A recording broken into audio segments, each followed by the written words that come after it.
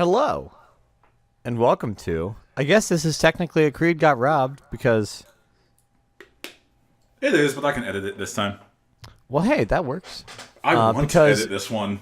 All right, because we're talking about a great movie today. That's what we do here on Creed Got Robbed. Mm-hmm. My name is Mike. I'm joined by Ray. Hi. And we're here to, again, never forget the fact that Creed got robbed. But we're also here to discuss the latest Dragon Ball movie, Dragon Ball Super : Broly. Mm-hmm. And I just saw it a couple hours ago. And we had to emergency pod. Because Ray. I saw it yesterday. Ray was so good. Shall we just start this pod off by saying that full spoilers? Yes. Like if you want to I watch will this not movie, be able to restrain myself. Yeah, just 100% spoilers. This is not the one. This is the one you listen to afterwards. Yes, exactly. Watch the movie first. It's 115 minutes. Go watch that at your local theater. It's a wide release, which thank goodness. But you've been warned. That's your warning. Let's get into it, Mike. What made you want to go see Dragon Ball Super? Broly? Well, what made me want to go see Dragon Ball Super Broly is that I like Dragon Ball. I like new Dragon Ball content. I saw the trailer for it, and I saw that Goku had that clean AF coat. I was like, yeah, I want to go see that movie. And let me tell you, it was pretty great. I really liked it. It was basically just everything I love about Dragon Ball. Good fights, funny goofs, some other stuff in one movie. It is incredible. Like fan service the movie, isn't it? Yeah. Because there already are 3 Broly movies that already exist. So the reason why I wanted to see this movie is because I'm a little kid again right now. I am so happy Dragon Ball is in full vogue again. This pleases me in ways I can't describe. We are now in an age where I get to say I went to a full release theater and sat down with a packed house. Mine was and watched packed too. a Dragon Ball Z movie, and people were getting hyped during the hype parts. People, I hate this, but people clapped at the end. Yeah, I hate that. That's a personal pet peeve. Incredible. It was better than Resurrection of F. It was better than Battle of the Gods, and it's canon. It is totally canon because Broly's it retconned canon, a lot of folks. things. And instead of bad, Goku was crying next to me that one time, so I hate him forever characterization. It had there are lots of things I come to Dragon Ball for. I don't come to Dragon Ball for like good characterization and like actually touching moments, and this movie somehow had it. I was just like, what the bleep? Can we do something different? This Creed got robbed. Can we please? Yes. Since we just saw it and it's fresh, I got like the entire plot synopsis in front of me. Can we go over the movie beat by beat? Yeah, let's do a quick synopsis here. So like Excellent. The first act is kind of like the movie doesn't jump to present day until like a good like 20 or so minutes in, because it's kind of going over like the final days of Planet Vegeta before it is destroyed by a meteor, and not definitely someone named Frieza. No, it was a meteor. I love how it starts off with King Cold, and it shows how much actual power King Cold has over this entire planet. And they never name what Frieza and King Cold's race actually is, but how just much of a fear and dominance they exert. Yeah, they're scary, and the Saiyans, who are very also scary, are aware. Like super proud King Vegeta just freaking out and prostrating himself to not King Cold. He actually tries to shake King Cold's hand, and he looks at him like, "All right, yeah, buddy, yeah, you put that away." But he prostrates himself to his like what, 5, whatever, his little child of a son. Oh, I love that scene where Kid Frieza is saying, "I brought you all a bunch of new gifts. They're new Scouters," and they're the Scouters that we all deep cut Scouter lore. That's it. Just I love that. I didn't He's like, ask. "Oh look, I didn't. Ray, I didn't ask for deep cut Scouter lore because we don't deserve deep cut Scouter lore. But we got it anyway. And that's what makes this movie so great. Is that that happens all the whole time. Oh, yeah, and Frieza like puts it on. He's like, "Oh look, there's 3 people with rifles trained on this.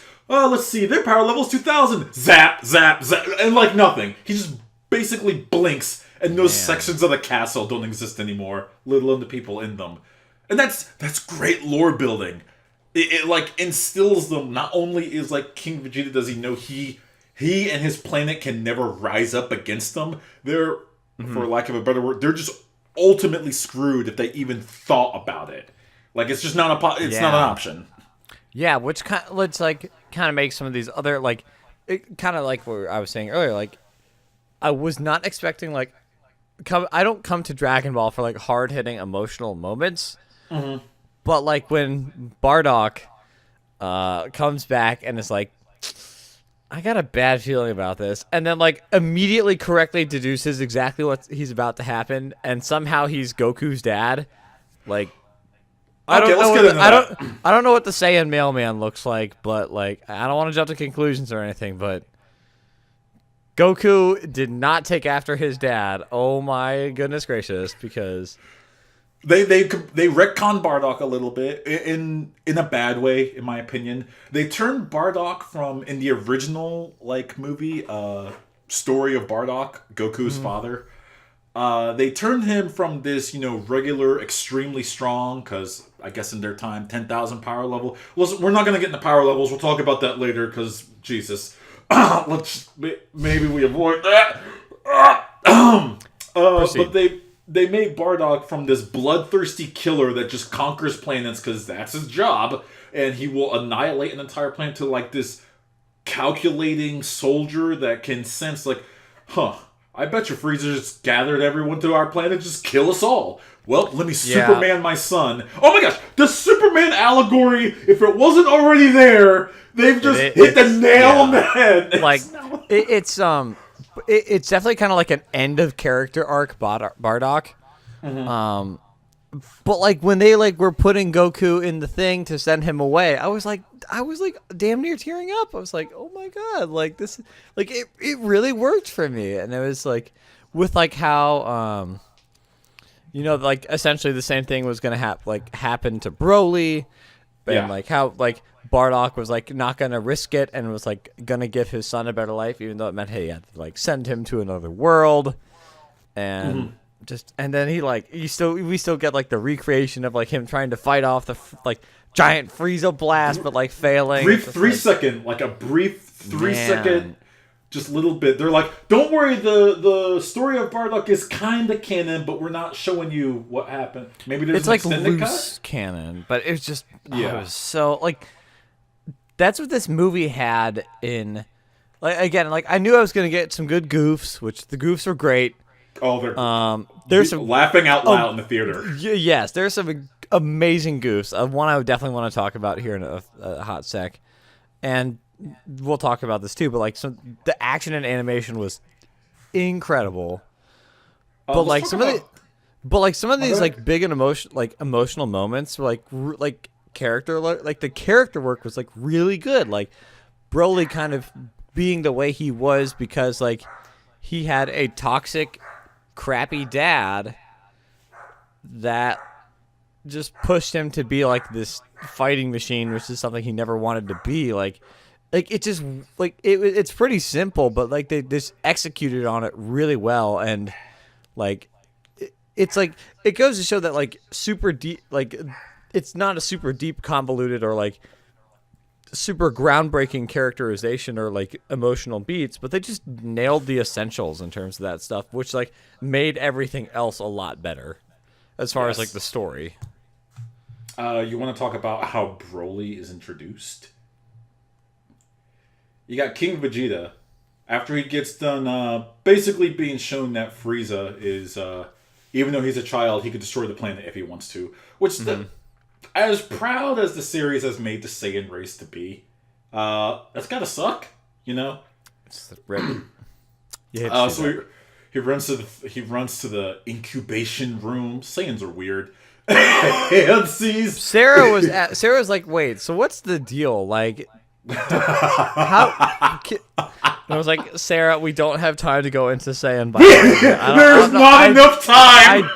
We do not have the time for this. We can't do it. There really is. We can't do it without going through too much fan art. It's just. I mean, they are a warrior race. They breed their warrior spawn to be like, I guess, to increase their muscle mass in that vat or something like that. I don't know. By the way, we're getting to that in a little bit. How there's the dichotomy between the males and females and the Saiyans got worse with this movie. It didn't get better. Get to that in a second. He goes to the future prince and he sees him. He's like, oh, you'll be the one to take over this universe, not that dickhead Frieza, or whatever he says. And he says, who's this low-class Saiyan over next to my baby boy? Just like, whoa, hey, this daycare is getting a little heated, guys. Like, it's okay. Allowed to have class mixing here at the Saiyan daycare. Don't worry. No, there is no class. Saiyans are jerks. Don't treat them like equals. That's another thing we'll get to. There's no equality in Saiyans. There's just not. No, it's a pretty like intense caste system they got going on. It's bad. They deserve to get blown up by that meteor. The meteor. Definitely not Frieza. It was the meteor. The huge difference between Dragon Ball Z Broly, the movie, and this movie, the Dragon Ball Super Broly movie, is they made King Vegeta just an idiot in the Dragon Ball Z Broly movie, where he's like, you're stronger than my son, and you're stronger than me. Well, I'm going to kill you. Like, you can't exist. And his father, Paragus, however you pronounce his name. It's Paragus. He's like, don't kill him. Like, if Frieza comes back and is a threat, we can send my incredibly powerful son to go kill him. Not in this movie. He's like, your son is very powerful, yes, but he's so powerful that if we let him loose, he'll just destroy this part of the universe. So he has to go. He's got to get up out of here. And you know what? I like that reasoning better because it actually makes King Vegeta like kind of smarter. Because later on in the movie, he turns out to be completely 100,000% correct. And Paragus is like, no, that's my boy. It actually makes Paragus kind of a decent father. Paragus steals a ship. Goes to track down the son, so on and so forth. Oh, what's the name of that side character? What's the name of that side character that was with Paragus? Beats! Here. I just looked it up. His name is Beats. His name is Beats. God. All Saiyans are named after vegetables. You know this. I told you that. His name is Beats. But Beats is a fun character because it's a bit of story building. Like, Beats is just this soldier that has never turned into a great ape. Remember, Paraga's like, don't look at the moon too long, you'll turn into a great Ozaru. Don't rot your eyes out. Oh yeah, I've never done that before. I'm not exactly a warrior. Like, okay. Yeah, just like that's lots good of world building. Kind of like, yeah, neat little world building things. Like, yeah, and then, I think all this kind of Act 1 stuff really worked. Like, just worked really well for me as far as like character building and setup, and like because they did a great job of like kind of filling in some of the details that that are like aren't in a lot of Dragon Ball stuff, but also like using it as like great setup. Just like it's again like it wasn't like wildly groundbreaking, but just was done very, very well. And just did exactly what it needed to do, and it still like was engaging and interesting to watch. It's just, man, and I guess kind of moving into Act 2, like when we get to like present day. One nitpick I have about the movie is that we didn't get enough cutbacks of Beerus babysitting. We'll get Like, to that. Well, like Beerus babysitting is something I so desperately needed to see, and I did not. Wait, before you get to Beerus babysitting, you forgot like one of the best moments in like when it cuts to present day of Goku and Vegeta fighting. Yeah. One of the best moments is Vegeta just slamming down his water bottle, getting up at Goku's face. He's like, "Effing Frieza's gonna come back and kill us all, you dope! Because you brought him back to life!" He's like, "Would you stop calling me an idiot?" "No! I'll call you an idiot as much as I need to!" God, it's just like, audience surrogate Vegeta, please tell Goku. Adore, like, as much as we love Golden Retriever turned super warrior. Damn, boy, No, you're Vegeta so just popped off and he snapped. Oh my god. It's like 20 years of build-up. He's like, "I had it with your lust for fighting!" I loved every second of that. It was so great. Just like Vegeta being like the tactical, like, smart mind that he is when it comes to like fighting and not dying. It just, man, it was just, it was so great. Like, it was just such a great, like, I don't want to say it was like meta, but it was just such a it worked so well as like a kind of like progression of just like, yes, Goku deserves to be called out on this because bringing Frieza back to life is a dumb idea. No, bring him back to life and letting him live and go about his own business. Like, at any point during Dragon Ball Super, Goku could have stopped him, but he decides, you know what? I'm not kidding you. I know you haven't gotten to this part, but he says in Dragon Ball Super, you go out and do your thing, and one day we'll fight again. Like, Goku! It's like, Goku! That's gonna kill millions of people, Goku. You just...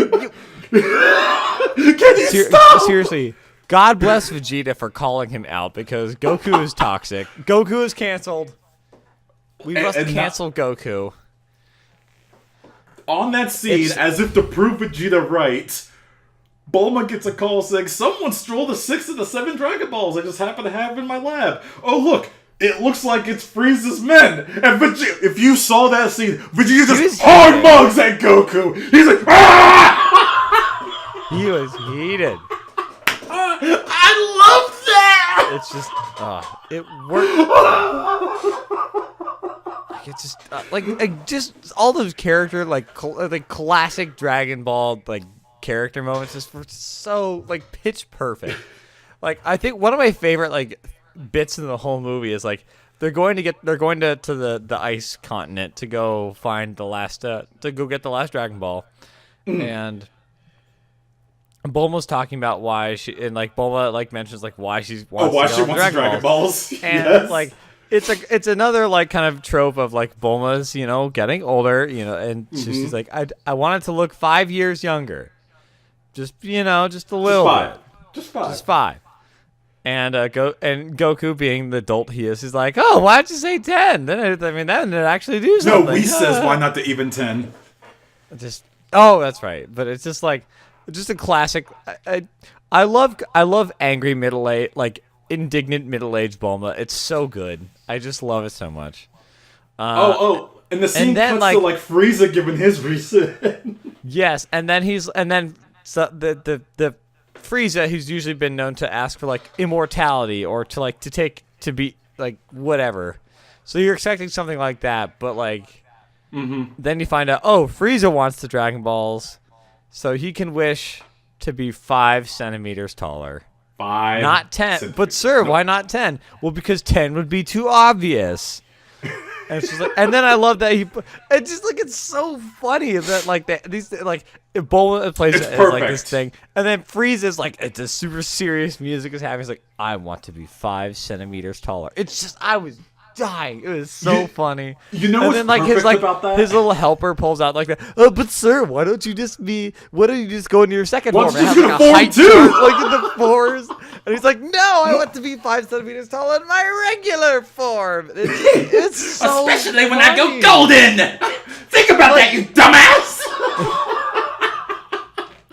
Like, oh, duh, of course. Like, it was just such a funny bit that I was You know what's not perfect about expecting that? at all. Go ahead.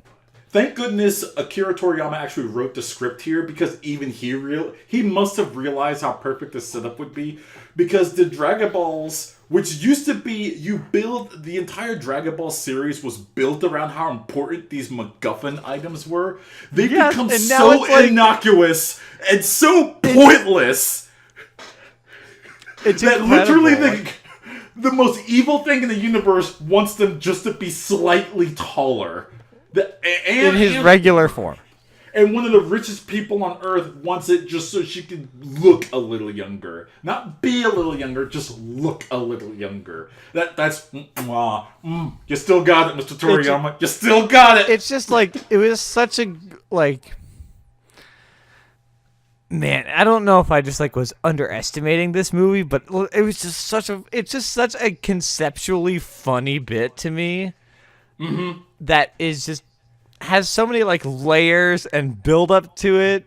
It just like I think you would really enjoy. I think it's a pretty enjoyable movie if you're not super like if you just watched a little bit of Dragon Ball, like if you like oh that's Goku, oh that's Vegeta, like if you know that, then I think you'd like enjoy it. Like it's well told, well done. It's like it's a pretty solid movie from that angle. But just like that, just like the layers of that like joke are just so perfect. well thought out that it's just so rewarding and funny. It's just, oh god, it was so fucking funny. Want to move towards the my next God. two characters the series introduces, which one of them is going to have an obnoxious amount of fan art about her. Oh, God. And they did it to themselves with this one. Yeah, some of those camera shots, I looked over to Sarah and we were just like, Yeah, it's kind of cringy. it was a little There cringy. are more ass shots of the character Chile than And it's just I'm like comfortable saying out loud. It's so They bad. gave her like a they're thick talking, ass, too. they're talking, like the other character is talking, and I liked both of them. Like I thought they were like, Yeah, they were great. great Chile and insight Limo. into like Broly, trying to help Broly like realize that he doesn't have to just be like a killing machine. He can like Yeah.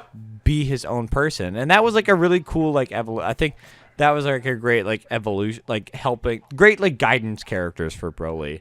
Yes. But just like he was like the other guy was talking, and then like the butt was just like moving more and more into the frame. It was just like, yeah. stop, I can't do this. When Chile and Limo get Broly and Paragus off of the planet, Mm-hmm. and here comes cut as a diamond Broly. So you know what? I'm not gay, that was but sick. if Like you when he like just comes out of nowhere and just boom, just wearing a compression That guy shirt, was, just what's going on, everybody? What you eating over there? Like, damn. it was just like, it's like I don't know if it's just because I'm used to like because we were watching some of the old series and like we're kind of going through that, but just like, and I've watched a little bit of Super, but just like the as we kind of mentioned that and go into like the final act here, which is like where is mostly just fighting, which is great, but just like the animation is just like they do such a good job of like conveying like the speed and power. Like he just does that one move and you're like, oh, this guy slaps. Oh my god. Oh, the bug that's threatening them Yeah. explodes. And just you're just like, oh boy, this guy is not to be fucked with. Oh, With one shit. kick. Just Yeah, it was so good. And like then we get to so kind of like going onto the ice continent, and then we get like Goku and Vegeta in those crisp AF jackets. they are not. I want one. Streetwear icon Goku and Vegeta. Mm-hmm. And then the Dragon Balls are there. No, wait. I love the part where, like, Goku and Vegeta, they get into the snow, and you see Goku being the little... You call him a golden retriever. I'm sitting there, woohoo, this snow's pretty cool. Woo, it's crisp out here. Hey, Bulma! And he throws a snowball at her. And then the people they're after Goku get impression away. is scary. Oh my gosh. Lots of Dragon Ball abridged. Lots of it. Hey, it's me. Hey, it's me, Goku. But Vegeta just puts his hands in his pockets, reaches up and just blasts the thing out of the Or sky. just like off screen love that. blast that ship, just like pew. just Yeah, he didn't even think twice about it. He's like, oh, they're getting away. Bam! No, they're not. Just how casual he was. And then so I love Goku on the cool, window. And then Vegeta's like, oh, I guess Frieza's here. Because Vegeta knows he can take Frieza now. Like, he's like, you're not a threat yet. And this dumbass brought you back, so I think I'm gonna kill you. That's what I'm starting to feel. But then you see Broly with his shock collar on. Oh yeah, we didn't talk about, like, why does he have a shock collar on? Yeah, well, it's like because Broly gets too wild per his father, which is interesting. Oh! And, We left probably the... Thank you, Felix. Thank you for reminding me. We left... I'm on it! We left probably the most important thing out that happened in the ship. You get to hear Broly's backstory and... Felix, why he's wearing that green tunic. And it's an ear. It's an ear from, like, a monster that he befriended on that planet. And he remembers it because... Paragus shot off that thing's ear because he wanted Broly to be strong and not have friends. And he God, like that was thing. So like, it's so good. Like it's like that was such a great moment. Like, it was just like it was again like, it was just such a like it was not something I was expecting at all. But it was just like, this is just a kid who was just like was just trying to grow up, and his dad was like, no, this is what you're doing. This is it. You're not going to be a friend with this, like, cool, like, monster thing anymore. And it's just, like, it was just heartbreaking just to see, like, and like, because, like, he gets too wild, so I'm just going to electrocute my son every time he acts out, which is cool. That he gets to be the judge of. On that one. I'm on Paragus' side on that one, because they showed. To be fair, he gets pretty wild. They show throughout the movie that Broly can't be stopped, and what it takes eventually at the end of the movie for them to stop Broly is cool and stupid at the same time. Like, that's what it took to stop Broly. Like, the fact that when the fighting starts, like, Vegeta goes Super Saiyan God, and Broly's, like, still in normal, like, just normal, and is like keeping up, and you're just like, oh crap, this guy. Can we talk about how ridiculous power scaling in this series has become? Like, they took a whole movie to invent the concept of Super Saiyan God, and apparently Super Saiyan God is 5 Super Saiyans combined into one to form this mythical energy that shouldn't exist, to the point where Lord Beerus almost lost his fight with Goku. And Lord Beerus being a chaos god of destruction that with the snap of his fingers... The reason why I'm building up all this is to point out that Broly just dunked on Vegeta when he was Super Saiyan God. And you're like, what? No. Excuse me, does anything matter? Great. I love it. Like, it had some of, like, the... Like, I think one of my favorite Dragon Ball isms is like when they like get overly detailed about like describing the exact like what's happening. It's like, oh, he's so strong because it's the power of the great ape, so he should be a monkey, but because he doesn't have his tail, he absorbed the power into his normal form. So that's why he's doing this thing, because he has the power of the great ape, but is still has the speed and like. I admit that was a really bad part of the movie. It was just like I thought it was just like it's not great writing, but it's just like it was super. It was just like such a great hallmark to like what I know from the series, because that stuff happens all the time, and it just felt like it was endearing in a way. Normally stuff that would be written off to the side panel of like the Dragon Ball manga, you just have Paragus exposition. I was just like, yep, here we go. Here we learn about the new thing. Okay, this is the new color now. When the fighting starts, and for those of you that haven't watched the movie yet, which if you're listening to this and you haven't watched the movie, you have messed up. Yeah. It's like a 45-minute fight scene. It's long. Brace for impact. This ain't short. Like, it was perfect because it was almost too long. Like, I was like just towards blasphemy. It was like just towards the end. I was like, man, we've been fighting a long time. And they broke it up in just like the right spots, like when I mean, because first of all, like another fun thing is like Vegeta doesn't get like dwarfed. and like being No. like as a classic trope, like Vegeta sometimes gets warped because it's a reference to like Star Trek, Next Gen, when like, oh, we need to show that someone is strong, so Yeah. let's have them beat up Worf. And it feels like a lot of times in Dragon Ball that's what happens to Vegeta. Yeah. And or like either he does it through his own hubris or like the other guy's really strong. To be fair, in Resurrection F, Vegeta, through his own hubris, lost. He was gonna Yes. win, but Frieza destroyed the planet. Uh, Which sucks, in 'cause 5 minutes. Vegeta just needs to win one! He keeps... I'm a Vegeta fan, and just seeing him like just... yeah, I was gonna say like this is big credit due to like the Vegeta fans, like because he doesn't get warped, goes Super Saiyan God, has a absolutely awesome, like well animated, super cool fight with Broly. Yep. Like knows when to like step back. Like Goku kind of tags in at one point, and just They still do like- the tag-in thing. They still do the whole Warrior Pride thing where it's only one of them at a time. With that, I was like, all right, they're still It's doing so that. good. I Because love while it. Vegeta's fighting Broly, I'm like, hey, my man oh, Goku, you're what are you pretty doing? strong, huh? No, he's off to the side. Vegeta, like, oh man, he's giving Vegeta such a fight. Oh, look at him go while Vegeta and Broly zip by, and Goku's cheering for Vegeta. Like, that just happened. That literally just happened in the movie. That justified my question of what's Goku doing, and he's cheerleading Vegeta. Man, it's just incredible. He's not killing Frieza. He's not correcting his mistake. Yes, and and kind of during all this fight, like I mentioned it generally, but just like coming from the old show to like this, like you could tell they worked so hard on like on just like the animation, not just like the animation, but like the direction, like.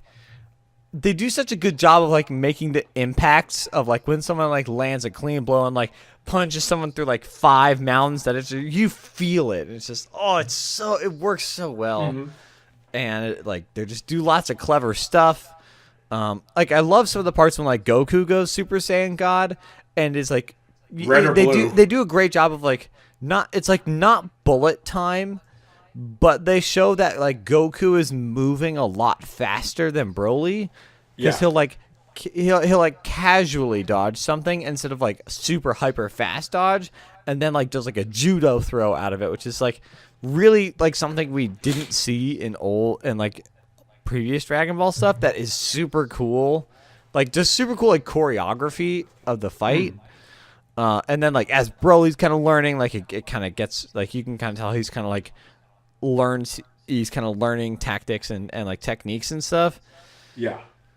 And man, it just, and then like it just like when you kind of are hitting some action, then they kind of break to go meet up with they put Piccolo on hold, and then Piccolo they go has warp a to him. telekinesis mind moment. He was like, "Hey Goku, I mean, I'm just gonna get in the I way, think your but you shit's seem like you're getting getting your kind of ass rocked here, kicked. Goku. What's going on there, my boy?" He's like, "I think I got this," as he's like coughing out his lung. Like, yeah, it's not and- looking good. This guy's pretty strong. Ah, jeez, I might have gotten myself into a bit of a senzu bean here. Hey, Nicholas, He's like, oh, I forgot him. Oh yeah, thank gosh. You know, there's enough Deus Ex Machina throughout this entire series that they left out the senzu beans, which I was cool with. Because I'm glad it got addressed and brought up. Hey, Kakarot, did you bring any senzu beans? No, I forgot them in the house. Like, you have instant transmission, fool. Just go get him. Yeah, exactly. It would literally take you 5 seconds. Just go. He's like, no, but I'm gonna miss the flight. Just man, like, and then like also, so then like then we get into like some of the other stuff. Like the fighting continues. We get some like an exciting like last minute transformation that has No. some Wait, goofs. there's a lot you're messing out. There's a lot you're leaving out. Well, I don't just want to like summarize the entire movie, but like, I was gonna. don't. You're getting to literally the best part, the part that no trailer spoiled, which I love. Go. The part where Goku and Vegeta have to team up. They fire his Final Flash plus Kamehameha warped into one with a geek mode. When they were fighting, like that was so cool. And like Vegeta, it's like you can't fight him alone. And then they like start comboing. I was like, yes, oh, Yeah, that's so cool. Oh, that was so nice. But then they realize, oh, even together, we're not gonna win. So Goku, he's a tactical genius. Say what you will about him, and there's a lot to say about this man. He kites Broly over to Frieza, and then he's like, "What the? I am the Great Lord Have Frieza fun." punched." Hey, have fun, Frieza! I love that. Yeah, Oh, and then God, Broly, I who's love kind of it. like in his hyper, like I will attack anything, like Yes, rage he- state, like just he's starts lost it. wailing on Frieza. Just And then beats we kind the of get F to the out of jokes about like them messing up the fusion dance, so they have to like lose a half an hour. Cut back to Frieza. He's just getting whomped like all over the place. Just getting stomped in the chest. Literally, Frieza, Broly who just deserves stomping to him in the chest. And then they cut back. Oh, they mess it up again because like they like, oh, get up with the protractor. The angle was wrong. And then Frieza's just gonna womp for another half hour. Like it was a great like way to see kind of Frieza get his comeuppance a little bit without making it like too gratuitous, because it was like breaking it up with this like great jokes. So something you have to keep in mind is like literally over an hour of Frieza getting his Just shit getting kicked in happened. Whomped. Just it's so good. Like it's just such a good joke. Like Everyone in my theater was just cracking up that entire 5-minute stretch. Well, not 5 minutes, probably like 3 minutes of them just going back and forth. And you heard like the murmurs from the people in the crowd, like, "Oh, I know what character they're about to fusion dance into." It's Gogeta. Yeah, there. I spoiled it. It's Gogeta. They transform into Gogeta, and it's great, and it's amazing.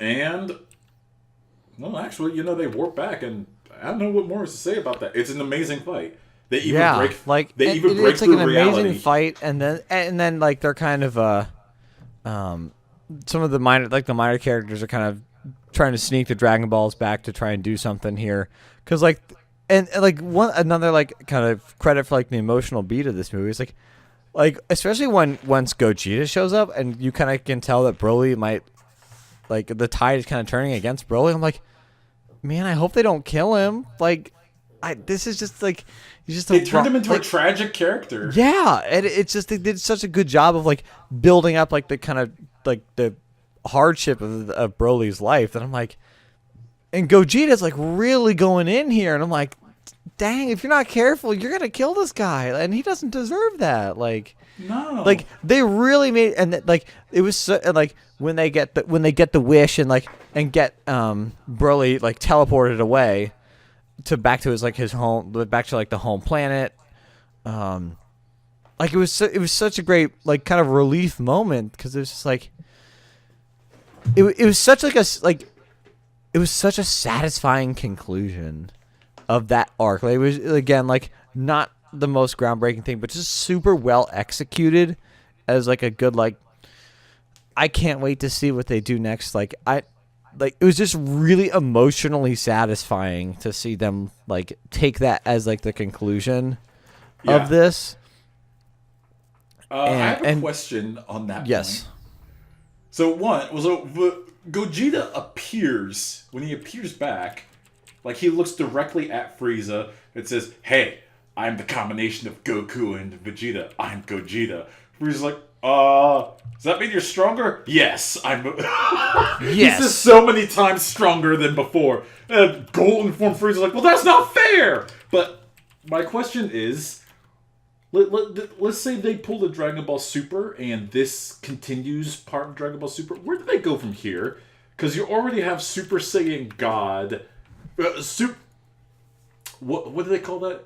Super Saiyan God, Super Saiyan? Yeah, that's what they call it. It's just Ultra Instinct Super Saiyan. You just check, please. You get Toei Animation on the line. You tell them to draw whatever that looks like. Oh no, they have the AirPods in. Oh no, they weren't listening. Oh. I was actually thinking, like, to beat Broly, Goku would go Ultra Instinct, but there's none of that here. spoiler warning, at the end of Dragon Ball Super, Goku says out loud in the very last episode, "Yeah, I don't know how I did it, and I don't know if I can ever do it again." Like, wow. Oh, okay, that's kind of disappointing. Okay, well, maybe that was just a one-off. Yeah, whatever. But But yeah, you're right. just Super Saiyan interesting stick. Yeah, it's right there. It just take it. That's a freebie. That's to get me in the door for a pitch meeting. Someone's gonna draw that. I bet if you Google that, someone. At this point in the video, I'm gonna put a drawing of someone drew that.